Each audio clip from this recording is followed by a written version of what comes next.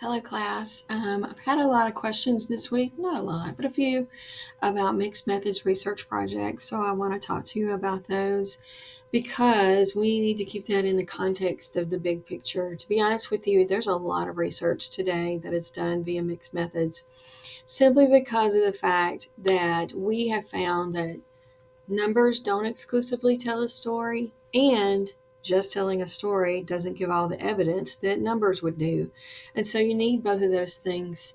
And it basically creates a true picture of what is happening. It synthesizes multiple sources and it basically gives us the evidence as well as the context that we need so that we can figure out next steps for this topic.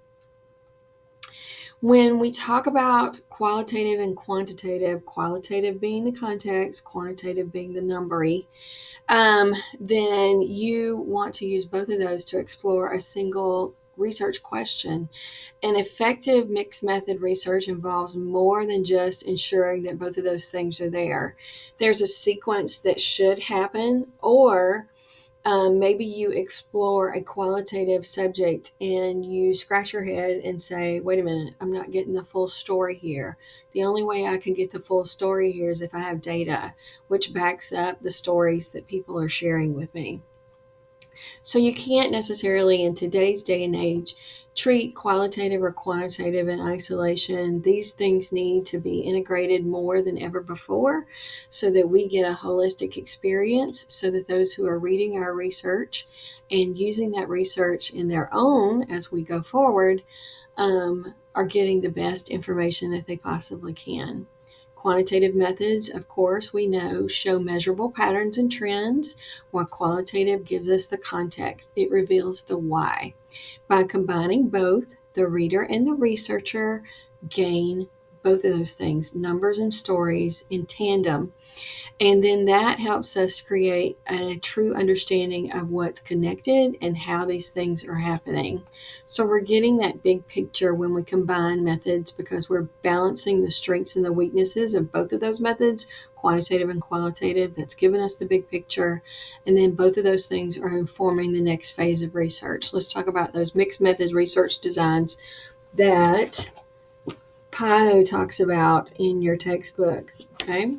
So sometimes we start out with a survey, and when we get that data, it says to us, oh, wait a minute, I'm not getting the full picture here. I need to go out and talk to people. I need to find out more about what the data is sharing with me.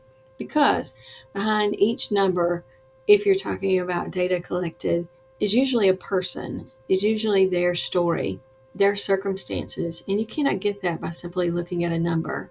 So that research survey led us to go explore talking to people through interviews and collecting artifacts, those kinds of things. And from there, we get the insights. There's also the exploratory. Let's say you're interested in a topic and you interview people, and then you say, wait a minute, I don't know that these people are telling me the whole truth. Or maybe they're only telling me what is their truth. I need to go find data. I need to go find facts that support that. A lot of controversial topics like climate change are these exploratory sequential studies where people are going out and having conversations. From those conversations, they're turning around and going to find different data sources that support and give numbers to give nuances about the stories that got told. And then sometimes people are out there conducting interviews at the same time that they're also running data analysis. And when they are doing that, they're simply doing that at the same time so that they can get a full big picture. So there's different ways to do it. I will tell you this in my dissertation at the doctoral level, I used a mixed method research. Today, my mixed method research is completely out of date, and I graduated with my doctorate in 2016. And that was an exploration of bring your own technology device to the middle school setting. And then I did a look at test scores of Title I or low income schools who allow it versus those who don't? And does it make an academic difference? And the answer is no. But today that would be totally out of date because they don't bring their own technology. They get issued Chromebooks and they put away their phones in the state of Georgia now based on state law. But I did share with you the listing for my dissertation in case you want to go look at it. It is not eligible for an analysis for this week because it's older than 5 years.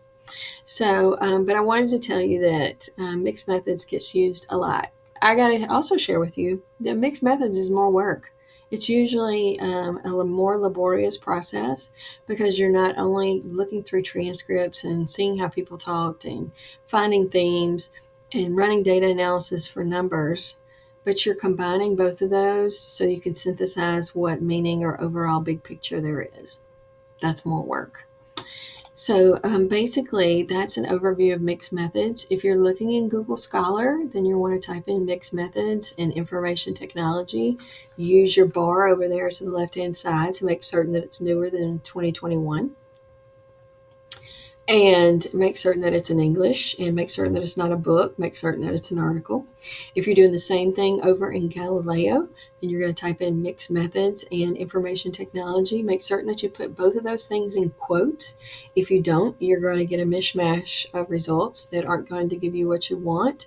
Remember, quotes work really well over in Galileo and they work really well over in Google Scholar as well. If you have questions, if you need help, please reach out to me. Don't wait until 11 o'clock on Sunday night to crack open that laptop. Get this work done now. Have a great week, everybody.